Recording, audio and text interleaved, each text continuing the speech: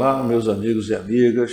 Estamos iniciando a aula 5 do curso Planejamento Estratégico, Teoria e Prática. Sejam muito bem-vindos. Aqui, Fabiano Medeiros. Vamos relembrar a aula 4? Que legal! Posicionamento estratégico é definir em que negócio quero estar posicionado no mercado, como vou competir e o que não vou fazer. Estratégia pode ser definida como ações ofensivas e defensivas que uma empresa adota para enfrentar com sucesso as forças ambientais no seu setor de atuação. Estratégias emergentes são aquelas que vão surgindo enquanto implementa-se um planejamento estratégico e são incorporadas por este. As estratégias genéricas são caracterizadas por liderança, diferenciação e estrutura de cadeia de valor, e tem como objetivo manter o nível de lucratividade baixo e dominar a concorrência. Os recursos estratégicos trazem vantagens competitivas. A cultura organizacional e as competências podem fazer vantagem competitiva para uma organização e esses são considerados recursos estratégicos. Também aprendemos que a estratégia do Oceano Azul cria espaços do mercado inexplorados que tornem a concorrência relevante, diferente da estratégia do Oceano Sangrento, que faz tudo para competir e sobreviver a qualquer custo. A inovação é a pedra angular da estratégia do Oceano Azul, tendo como base reconstruir as fronteiras do mercado, concentrar-se no panorama geral e não nos números. A estratégia do Oceano Azul alinha todo o sistema de atividades da empresa em busca da diferenciação e baixo custo, diferente da outra estratégia, que é baixo custo de qualquer forma. Tudo isso resulta em proposta de valor, o que estou fazendo pelo meu cliente para agregar valor e que ele me prefira. Modelo de negócio, levantar as atividades diferenciadoras, que permitem servir o cliente e ganhar um retorno acima da média. Essa aula foi muito importante porque nós estudamos uma parte das estratégias e quando vamos analisar o dia a dia das empresas, eu ontem estava pensando, por exemplo, sobre a Microsoft. O volume de produtos que a Microsoft vem lançando como estratégia. Então, por exemplo, o Teams, que foi lançado recente pela Microsoft, é um produto extremamente inovador que vem competir com o Zoom da Google, outras ferramentas que estão sendo lançadas para que haja o contato por vídeo com várias pessoas simultaneamente. Diferente, por exemplo, do Skype, do Skype que era basicamente limitado a uma pessoa, depois melhorou um pouco. No mês passado de um curso que tinham participando por via online 100 pessoas em média utilizando essa plataforma. Então, as estratégias são N, como aprendemos, e a estratégia do Oceano Azul ela é muito envolvida na questão da inovação, da criatividade. Agora vamos conhecer aqui ao vivo e a cores o Henry Mitzberg, que eu tenho falado. O Mitzberg é um revolucionário, é considerado hoje o pai da administração, em substituição ao Peter Drucker, extremamente crítico, inclusive do próprio planejamento estratégico, que traz assim grandes ensinamentos. Então, vamos conhecer um pouco mais sobre o Henry Mitzberg. Ele é um escritor com mais de 170 artigos, 13 livros dele pessoalmente, tem outros que ele fez em parceria. O seu livro mais produtivo é o A Ascensão e a Queda do Planejamento Estratégico. Nós recomendamos porque ele critica algumas das práticas de hoje do planejamento estratégico. É considerado leitura essencial para qualquer que queira fazer parte do processo de tomada de decisões dentro de uma organização.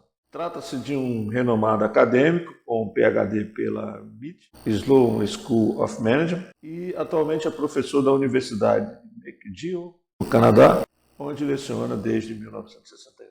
Nós vamos passar um vídeo aqui com tradução simultânea de uma participação do Henry Mitzberg no encontro de inovação da Fundação Oswaldo Cruz, no Rio de Janeiro. Vejam que beleza de pensamento pediram para falar isso, nós vamos entrar numa discussão mais tarde nessa parte, mas eu queria falar agora sobre algumas ideias relacionadas à inovação. O que faz uma organização ou uma pessoa inovadora?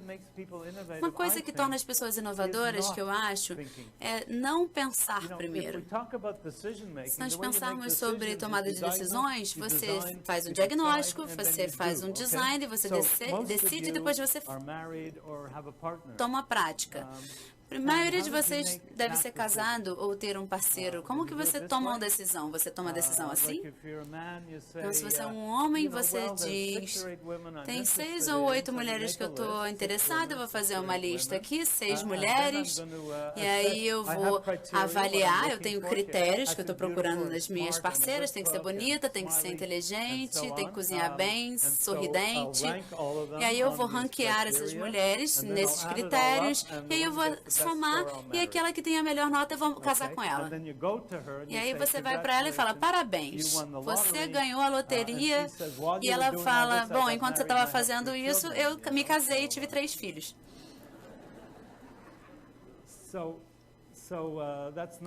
Então, essa não é a maneira que a gente faz, né, na vida real. Na Índia, a família que arranja o casamento, então, acontece mais ou menos desse jeito mesmo. Mas a gente não faz as coisas pensando primeiro. A gente vê primeiro. Você vira ali a esquina, aí tá a mulher da sua vida, não tem mais decisão, não precisa pensar.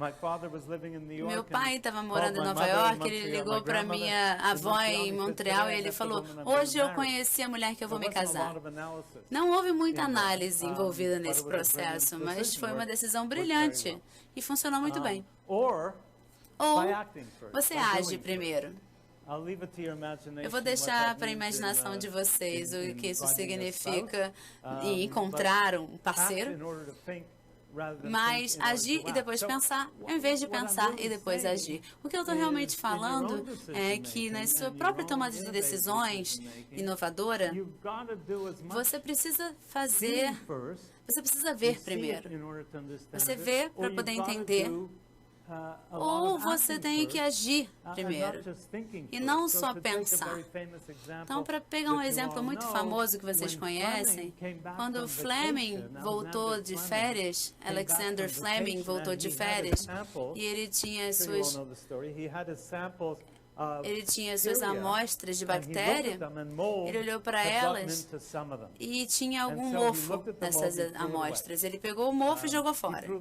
Ele jogou essas amostras que tinham mofo fora. Ele falou, acho que eu não posso usar essas amostras. E uma das assistentes falou, peraí, você usou esse mofo em algo que você fez antes. Por que você não usa de novo? Ele falou, tudo bem. Aí ele pegou, tirou as amostras de dentro do lixo e começou a testar essas amostras. E aí ele teve a hipótese de que nós podíamos usar esse mofo dentro do corpo humano para poder destruir algumas bactérias negativas. Ele chamou penicilina logo do início. Mas foi o avanço farmacêutico mais significativo da nossa história. Só porque alguém viu primeiro e não pensou. Houve muito de ver e pouco de pensar. Eu queria fazer outro argumento, para mim, é o meu argumento favorito sobre pesquisa em geral e o trabalho que vocês fazem em particular. Eu chamo de aproveitar as anomalias, aproveitar aquelas coisas que não se encaixam. Aproveitar anomalias. Isso foi uma anomalia, de certa forma, um mofo nas bactérias, porque todo o resto estava bom, ele podia ter utilizado o resto das amostras, mas aquilo eram anomalias que mudaram o mundo. Um exemplo melhor ainda, que é bem similar ao caso da febre amarela, no caso do Oswaldo Cruz, com cólera, eu acredito que vocês conhecem essa história também, com a cólera em Londres, quando houve uma pandemia de cólera, o Dr. Snow estava colocando no mapa todos os lugares onde pessoas já haviam morrido da cólera naquela pandemia, e todos os pontos estavam em uma localização, mas tinha um ponto ali e um ponto aqui. Alguém tinha morrido muito longe do centro. E outra pessoa também tinha morrido muito longe daquele centro. E a hipótese dele, similarmente à história da febre amarela, a sua hipótese era que cólera era passada pelo ar, e ele achou que ela era transmitida pela água, a partir de um poço. E aí ele foi visitar a mulher que morreu, o lugar onde a mulher morreu, a primeira mulher morreu, e ela falou, a empregada dele falou, ela adorava tomar água desse poço, ela me mandava pegar água daquele poço. E a sobrinha também tomava água daquele poço. Falei, onde que ela mora? E ela morava lá em cima. Então, essas duas anomalias, elas acabaram trazendo a resposta. E aí estabeleceram que foi a água. Eles fecharam aquele poço e a epidemia de cólera foi eliminada. Então, se é algo é tradicional na ciência, é ignorar as anomalias e olhar somente as tendências. Eu acho que a pesquisa depende muito de apreciar as anomalias. Porque se você pode explicar aquela anomalia, você pode explicar tudo. É muito importante mencionar isso na área de pesquisa. Estratégia com planejamento ou com aprendizado? Eu vou contar uma história para vocês sobre estratégia. Vocês têm a IKEA aqui no Brasil? É uma loja parecida com a Tok Stock, uma loja de móveis modulados. A IKEA é a maior empresa de móveis, na realidade, no mundo. Uma empresa sueca, e ela tem duas coisas sobre a IKEA que são centrais a essa estratégia. Eles vendem muitas dos seus móveis desmontados. Você pode comprar essas cadeiras, assim, por exemplo, num pequeno pacote você leva para casa, e a ideia é você levar no seu próprio carro. E a segunda ideia é que você entra no depósito, você passa pela loja, você entra no depósito e você pega o pacote você mesmo. É uma estratégia brilhante que eles criaram. De onde veio essa estratégia? De um funcionário, não um gerente, não um CEO. Um funcionário estava tentando levar uma mesa da IKEA para o carro dele e não encaixava, não entrava no carro. E ele tirou as pernas. E alguém falou, se a gente tem que tirar as pernas, talvez os nossos clientes também tenham que tirar as pernas da mesa. E aí, daí surgiu essa ideia. Foi aí que as estratégias surgem, tirando as pernas da mesa. As estratégias não só surgem de pessoas que estão sentadas em escritórios chiques, surgem também de pessoas que cometem erros, que estão trabalhando na loja e ajudam a organização a passar essa informação para frente para que todos entendam e falem a mesma língua. Essa é a história da criação da IKEA.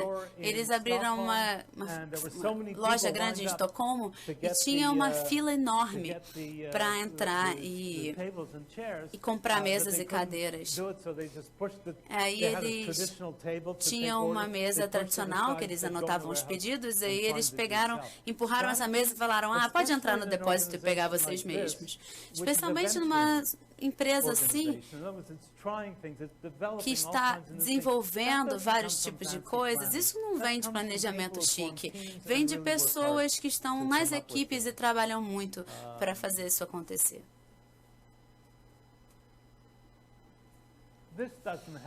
Isso não ajuda a fazer o trabalho que vocês têm feito. Essa é uma organização e tem topo, meio e a parte de baixo. Ninguém fala gerentes de baixo, mas é onde estão as ideias da mesa, por exemplo, de tirar a perna da mesa. Nós precisamos passar por isso. Essa é uma organização e essa é uma reorganização. Organização, reorganização. A gente só está mudando as pessoas de lugar e achamos que a gente reorganizou. Como que a gente pode mudar as coisas só fazendo as pessoas sentarem em lugares diferentes? Eu vou sobre duas visões da gestão, o que eu chamo de liderança heróica. Nós somos inundados por liderança heróica, isso é muito americano. Tudo se trata do herói, do líder, do número um. A gente paga essas pessoas 4 vezes mais do que os outros ganham nos Estados Unidos.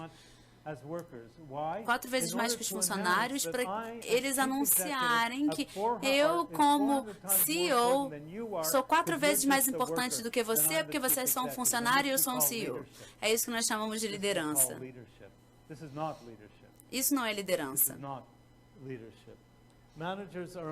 Os gerentes são importantes, mas separados de outros que desenvolvem produtos e serviços. E tem também a gestão engajadora. Os gerentes são importantes no sentido de que eles ajudam as outras pessoas a serem importantes. Quanto mais altos os gerentes sobem, mais importantes eles se tornam. No topo, o CEO é a corporação. Uma organização é uma rede que interage, não uma hierarquia vertical. Líderes eficazes trabalham o tempo todo e não só sentam no topo. Essa é uma organização como a de vocês. Não parece essa daqui. É assim. Porque vocês funcionam da maneira que funcionam e em coisas como pesquisas, essa é a estrutura, não essa. Essa daqui é só uma mentira, uma utopia. Uma organização é uma rede que interage. Abaixo da hierarquia vem a estratégia do chefe. Eles crescem. Fora da rede, nós criamos estratégias, nós aprendemos. Especialmente numa organização como a sua, onde muitas ideias vêm da base de pesquisadores e médicos em hospitais e assim por diante. Gerir e tomar decisões e alocar recursos, incluindo aqueles recursos humanos. Eu não sou um recurso humano, eu sou um ser humano. Há uma diferença nisso. Gerir é trazer a energia que existe naturalmente nas pessoas. A gerência, então, significa engajamento com base no julgamento e contexto. A liderança é o incentivo naqueles que incentivam a sua vontade em outras pessoas. A liderança é uma confiança sagrada que é ganha a partir do respeito dos outros. O que eu estou tentando fazer, então, é apresentar vários tipos de ideias em relação a como uma organização como a de vocês funciona da maneira mais eficiente, de acordo com a minha opinião, muito mais desse lado da gestão engajadora, muito mais na parte de comunidade. Uma organização efetiva não é uma coleção de recursos humanos, é uma comunidade de seres humanos. E no caso de vocês, muitas comunidades que trabalham juntas. E a eficácia da organização reflete a eficácia que as pessoas trabalham juntas. O desenvolvimento da gestão. Essa daqui é a maneira que nós geralmente treinamos pessoas em cursos de gestão. Se vocês forem para Harvard Business School, por exemplo, você cai de paraquedas num lugar na sala de aula e você senta lá como um indivíduo. Quando você vai para casa, eles falam, nunca mande uma pessoa que não foi modificada para uma organização que não foi modificada. Mas nós acabamos fazendo isso.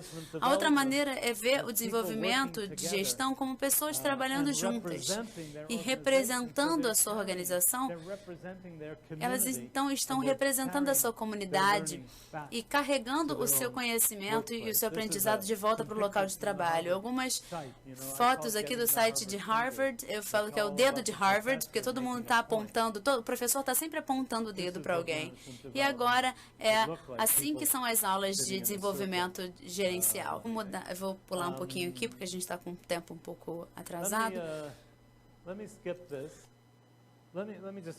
Vou pular aqui e eu vou concluir.